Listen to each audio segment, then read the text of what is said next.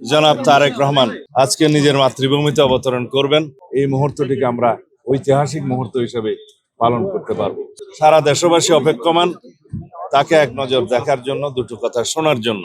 গণতন্ত্রের রক্ষা কবচ, স্বাধীনতা সার্বভৌমত্বের প্রতীক আমাদের প্রিয় নেতা জনাব তারেক রহমান আজকে নিজের মাতৃভূমিতে অবতরণ করবেন।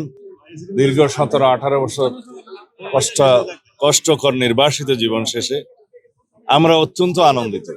সারা দেশবাসী অপেক্ষমান তাকে এক নজর দেখার জন্য, দুটো কথা শোনার জন্য।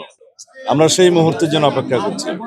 বাংলাদেশের ইতিহাসে, বিগত 55 বছরের ইতিহাসে যেই অবিস্মরণীয় ঘটনা আজকে ঘটতে যাচ্ছে, সারা দেশবাসী সেটা দেখবেন, আমরা দেখব, সারা বিশ্ববাসী দেখবেন। ইনশাআল্লাহ আমরা আশা করি এই মুহূর্তটিকে আমরা ঐতিহাসিক মুহূর্ত হিসেবে পালন করতে পারবো ভবিষ্যতে। আমরা দীর্ঘ 16-17 বছর অবিরাম সংগ্রাম করেছি, আন্দোলন করেছি গণতন্ত্রের জন্য, ভোটাধিকার ফিরে পাওয়ার জন্য। সেই গণতান্ত্রিক আন্দোলনের সমাপ্তি হয়েছে ছাত্র গণ অভ্যুত্থানের মধ্য দিয়ে। ফেসিবাদের পতন হয়েছে, ফেসিস্ট পালিয়েছে, অবরুদ্ধ গণতন্ত্র অবমুক্ত হয়েছে। আমরা সেই রকম একটি আবহে আজকে একত্রিত হব।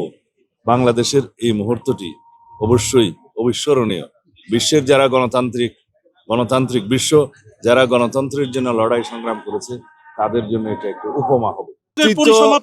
ফেসিবাদী শক্তি এবং তাদের দোসররা দেশে এবং বিদেশে সক্রিয়। তারা চেষ্টা করবে বাংলাদেশের গণতান্ত্রিক উত্তরণকে যেন কণ্ঠকাঠিন্য করতে পারে, বাধাগ্রস্ত করতে পারে, পারতপক্ষের নির্বাচনকে বানচাল করতে পারে। অবশ্যই সেটা দুঃস্বপ্ন।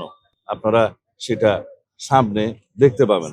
যারা এই সমস্ত অগণতান্ত্রিক প্রক্রিয়ায়, সন্ত্রাসী কায়দায় বাংলাদেশের গণতান্ত্রিক অগ্রযাত্রাকে বাধাগ্রস্ত করতে চাইবে, তাদেরকে আমরা সম্মিলিতভাবে সকলকে নিয়ে প্রতিহত করবো ইনশাআল্লাহ। অবশ্যই ইনশাআল্লাহ আমরা দেশবাসীর কাছে সহযোগিতা কামনা করি।